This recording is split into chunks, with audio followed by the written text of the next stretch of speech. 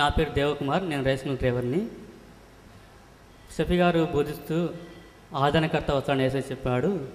ఆదరణకర్త మహమ్మద్ ప్రవక్త అని తెలియజేశారు. అయితే నేను ఒక వాక్యం చదివి నా ప్రశ్న చెప్తాను. యోహాను సువార్త 14వ అధ్యాయము 16వ వచనం, 17వ వచనం చదువు చూడండి. లోకము ఆయనను చూడదు, ఆయనను ఎరుగదు గనుక ఆయనను పొందనేరదు. మీరు ఆయనను ఎరుగుదురు, ఆయన మీతో కూడా నివసించును. ఇప్పుడు యేసు ప్రభు శిష్యులతో చెప్తున్న మాట, లోకము ఆయన చూడదంటున్నాడు, మీరు ఆయన ఎరుగుతారంటున్నాడు. శిష్యులు ఎరగలేదు, ఎందుకంటే ఎప్పుడు చనిపోయారు, వాళ్ళు చనిపోయిన తర్వాత మహమ్మద్ తర్వాత వచ్చారు. శిష్యులు ఎప్పుడు ఎరిగారు? యేసు ప్రభు చెప్పినట్టు ప్రకారం ఎరగాలి కదా, అయితే వాళ్ళతో కూడా నివసించాలి కదా మహమ్మద్ ప్రవక్త.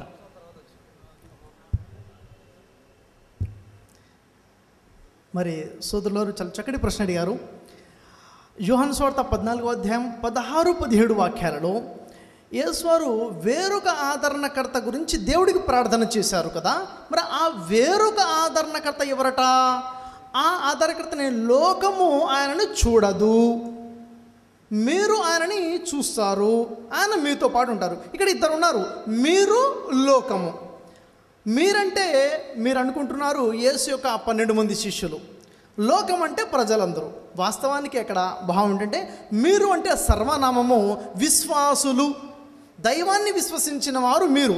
లోకం అంటే దైవాన్ని విశ్వసించని లోక సంబంధులు, దైవం విశ్వసించిన వారు. అయితే ఆ ఆదరణకర్త వచ్చినప్పుడు లోక సంబంధులు ఆయనని గుర్తించరు, మీరు ఆయనని గుర్తిస్తారు, ఆయన మీతో పాటు నివసిస్తాడు. అంటే ఆయన మీరు అంటే విశ్వాసులతో పాటు నివసిస్తారు అని.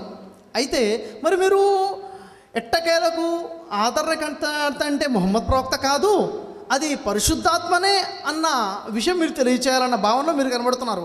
ఒకరి తర్వాత ఒకరు ప్లాన్డ్గా ఒక తర్వాత మరొక ప్రశ్న అడుగుతూ, మీ శ్రమ నాకు చాలా నచ్చింది, మరి మీ శ్రమకు గాను ప్రతిఫలంగా దేవుడు మీ అందరికీ కూడా సన్మార్గాన్ని ప్రసాదించాలని అల్లాతో దువా చేస్తున్నాను. అయితే ఒక విషయం మీరు గమనించండి, చాలా జాగ్రత్తగా గమనించండి.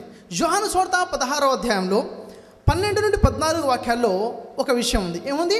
ఆ ఆదరణకర్త తనంతట తానే ఏమీయూ బోధించక వేటిని వినునో వాటినే బోధించును. ఒకవేళ మీరు అనుకుంటున్నట్టుగా పరిశుద్ధాత్మ అయితే పరిశుద్ధాత్మ తనంతట తానే ఏమీ బోధించదా? ఏదైతే వింటే అదే బోధిస్తుందా? కాదు, పరిశుద్ధాత్మ స్వయంగా బోధించడం జరుగుతుంది. తనంతట తాను ఏమీ బోధించదు అన్నది పరిశుద్ధాత్మ గురించి కాదు, అది ప్రవక్త ముహమ్మద్ సల్లల్లాహు అలైహి వసల్లం వారి గురించి.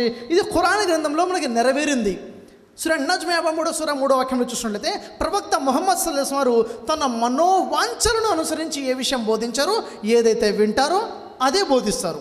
కాబట్టి సోదరులారా, మరి మీరు ఈ విషయం గురించి చాలా చక్కగా పరిశీలించి సత్యాన్ని గ్రహిస్తారని ఆశిస్తున్నాను.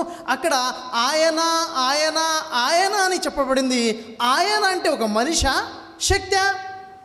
ఆత్మ అయితే అది ఇది ఇట్ అని వాడాలి ఇంగ్లీష్లో. అక్కడ హెచ్ఈ ఆయన అని వాడబడింది, అది ఒక వ్యక్తికి సంబంధించిన ప్రస్తావన.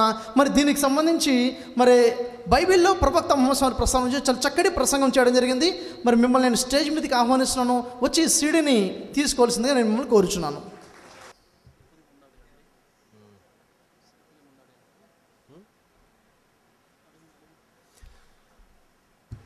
ఇక్కడున్న ప్రతి ఒక్క క్రైస్తవ సోదరులతో నా విన్నపం ఏమిటంటే, యేసు అసలైన సువార్త బైబిల్లో దేవుడు ఒక్కడే అద్వితీయుడు, ఆయన తప్ప మరొక దేవుడు లేడు.